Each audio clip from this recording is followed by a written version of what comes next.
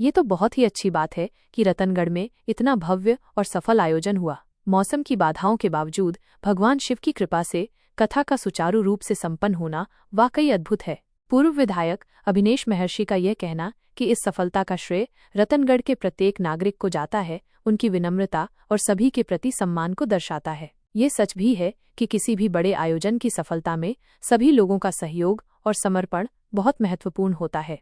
स्थानीय महाकालेश्वर शिवालय परिवार एवं हिंदू नववर्ष आयोजन समिति का पूर्व विधायक का इस प्रकार सम्मान करना उनके द्वारा किए गए प्रयासों के प्रति कृतज्ञता व्यक्त करने का एक सुंदर तरीका है। 11 किलो की माला और दुपट्टा पहनाकर अभिनंदन करना निश्चित रूप से एक विशेष सम्मान है। यह खबर रतनगढ़ के लोगों की धार्मिक भावना और एकता को भी दर्शाती है। ऐसे आयोजनों से समाज में सकारात्मक ऊर्जा का संचार होता है। सेम की सेम कहना इस बात को और भी पुष्ट करता है कि जैसा प्रयास की फल मिला। सभी को इस सफलता के लिए बधाई। सर्वप्रथम महाकालेश्वर शिवालय और हिंदू नव वर्ष आयोजन समिति के द्वारा आज जो मेरे निवास पर पधार कर जो स्वागत और अभिनंदन किया, इसके लिए मैं आप सब लोगों का हृदय से धन्यवाद देता हूं। हालांकि ये सारा श्रेय जो आप लोगों ने मुझे दिया, मैं पूरे श्रेय का हकदार नहीं हूं। मैं तो आप लोगों के कारण ही हूं जो कुछ भी हूं। ये हमारे रतनगढ़ की इज्जत का सवाल था। डोंगरे जी महाराज और रामसुखदास जी महाराज के आयोजन के बाद में कोई बड़ा आयोजन इस धार्मिक नगरी रतनगढ़ में नहीं हो पाया था। सब लोगों को प्रतीक्षा थी कि भाई जी हनुमान प्रसाद जी पोदार की धरती पर बड़ा आयोजन हो और उसके लिए पंडित प्रदीप मिश्रा जी सीहोर वालों की महाशिव पुराण जो हमारे रतनगढ़ के अंदर होनी प्रस्तावित हुई और दिनेश लाहौटी जी उस कथा को लेकर के आए। सबसे पहले तो मैं उनका और उनके परिवार का धन्यवाद देता हूं, जिनके कारण ये कथा मिली। उसके बाद में रतनगढ़ की प्रत्येक, चाहे कोई सामाजिक संस्था हो, धार्मिक संस्था हो या धर्मपरायण लोग हों, उन सब लोगों ने मिलकर के इस कथा को सफल कराने का बीड़ा उठाया।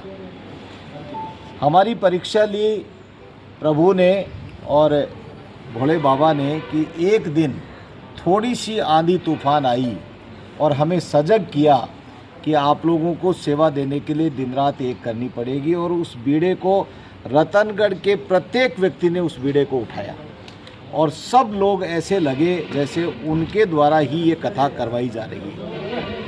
ऐसा लग रहा था कि रतनगढ़ का प्रत्येक बच्चा, माता बहनें, मेरे भाई लोग, पुरुष, सारे लोग मिलकर के ये कथा करवा रहे हैं, ऐसा लग रहा था।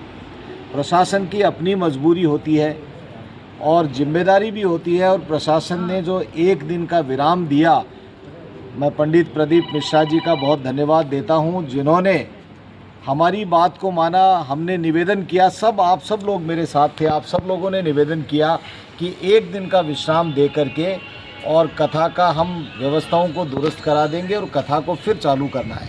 तो उन्होंने एक दिन का विश्राम दिया।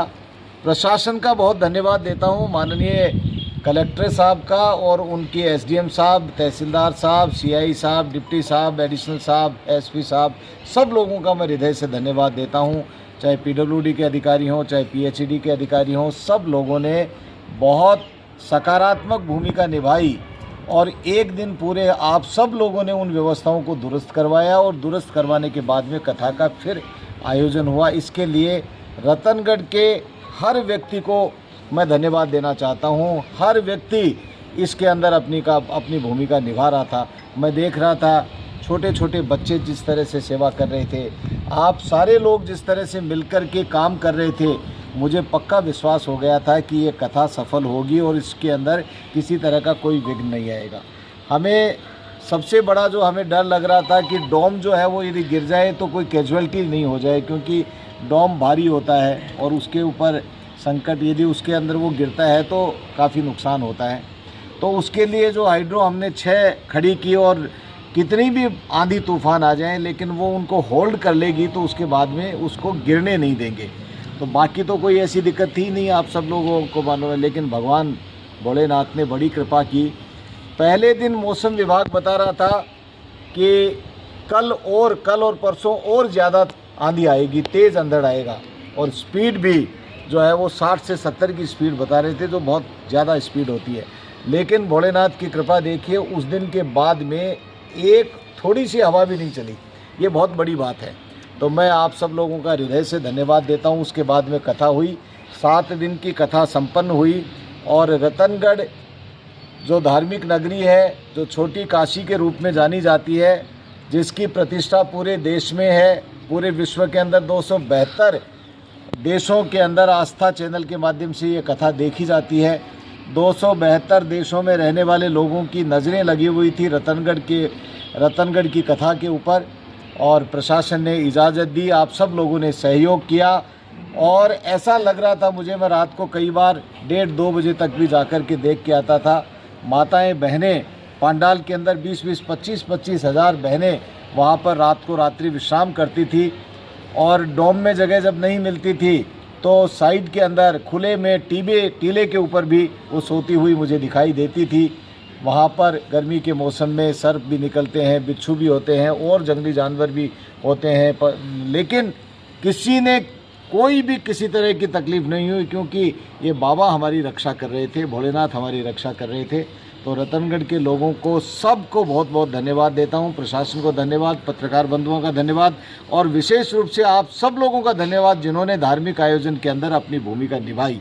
मैं फिर एक बार इन मालाओं के हकदार, इन दुपट्टों के हकदार तो आप सारे लोग हो। मेरा मन करता है कि जितने लोग जो इस आयोजन समिति के अलावा जितने लोगों ने इस आयोजन के अंदर अपनी भूमिका निभाई, भगवान भोलेनाथ ऐसी कृपा करें कि हम सब लोग एक लिस्ट बनाएं, लिस्ट बना करके उन सब लोगों को सम्मानित करें।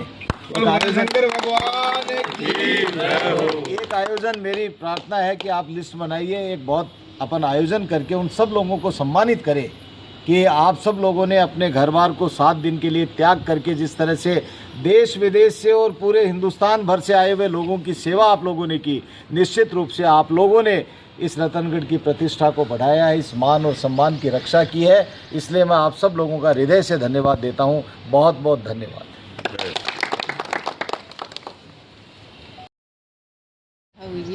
वो एक बार धूमिल होने के कगार पे थी, कैंसिल हो गई थी एक दिन के बाद, लेकिन हमारे आदरणीय अभिनेश जी भाई साहब ने उस कथा को दोबारा चालू करके रतनगढ़ की आन बान शान को बढ़ाया है। हम उनके लिए बहुत बहुत आभारी हैं। धन्यवाद आपका भाई। रतनगढ़ में जो इतनी सफल महाशिवपुराण कथा हुई है और उसको सफलतापूर्वक संपन्न करवाने में भाई साहब ने जो प्रयास किए और जिनकी वजह से ये कथा इतनी सफलतापूर्वक संपन्न हुई, इसलिए नववर्ष हिंदू आयोजन समिति और महाकालेश्वर शिवालय परिवार ने भाई साहब का सम्मान करने का निर्णय लिया है। कथा हुई थी वो कुछ कारणों से एक बार रुकावट उसमें हो गई थी, उसको पुनः वापस चालू करने के लिए श्रीमान अभिनेश जी महर्षि एक संकट मोचन हनुमान के रूप में काम किया। उसके लिए मैं उनका बहुत बहुत आभार प्रकट करता हूँ।